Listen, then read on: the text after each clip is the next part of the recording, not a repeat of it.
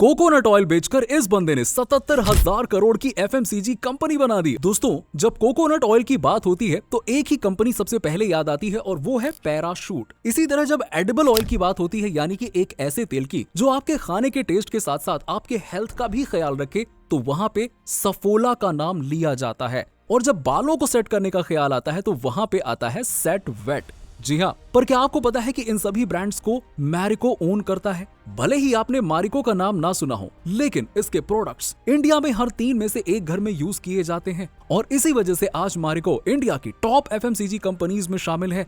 Financial year 2021-22 के दौरान मारिको का टर्नओवर 9,500 करोड़ रुपए का रहा है और आज की डेट में मारिको लिमिटेड की मार्केट कैपिटल अराउंड 77,100 करोड़ रुपए है। दोस्तों, मारिको को यहाँ तक पहुँचने में अगर किसी शख्स का सबसे बड़ा हाथ है तो वो है हर्ष मारीवाला जी, जिनकी मेहनत और टैलेंट ही था कि जिसने एक छोटे से बिजनेस से शुरू हुए मारिको के सफर को आज आसमान की बुलंदियों पर पहुँचा दिया। हर्ष मारीवाला जी का बिजनेस आज 25 से ज्यादा देशों में पहुँच चुका है। इनकी नेटवर्थ आज 26,000 करोड़ रुपए से ज्यादा की है। हर्ष मारीवाला जी ने अपने करियर की शुरुआत अपने पिता के बिजनेस बॉम्बे ऑयल इंडस्ट्रीज से की, जिसे उन्होंने 1971 में ज्वाइन किया था। इसी कंपनी में काम करते हुए साल 1975 में मारीवाला जी को पैराशूट ऑयल का आइडिया आता है। अब वो यहाँ पे नोटिस करते हैं कि कोकोनट ऑयल को 15 लीटर के टिन के डिब्बों में बेचा जाता है, जो कि काफी महंगा पड़ता है। इसी के साथ ही एक जगह से दूसरी जगह ले जाने में भी काफी दिक्कत होती थी। इस प्रॉब्लम के सोल्यूशन के लिए उन्होंने कोकोनट ऑयल को प्लास्टिक की बोतल्स में बेचना शुरू किया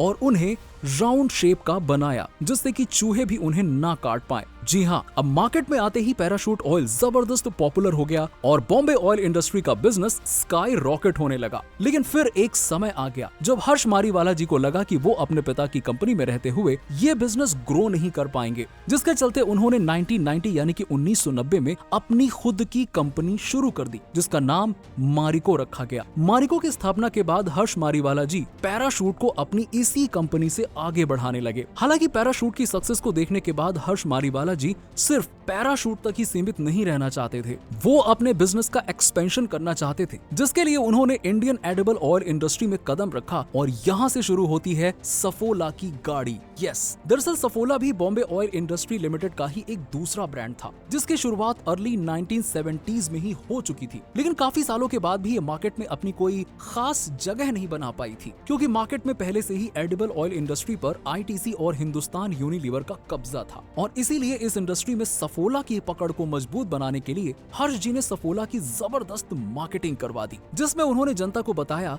कि अगर आप अपने टेस्ट से ज्यादा हेल्थ की फिक्र करते हैं तो आप सफोला को खाने के तेल के रूप में इस्तेमाल कीजिए। दोस्तों, हर्ष जी का ये आइडिया यकीन मानिए काम कर गया, जिससे कि धीरे धीरे सफोला उन घरों के जीवन का हिस्सा बन गया जो हेल्थ कॉन्शियस थे।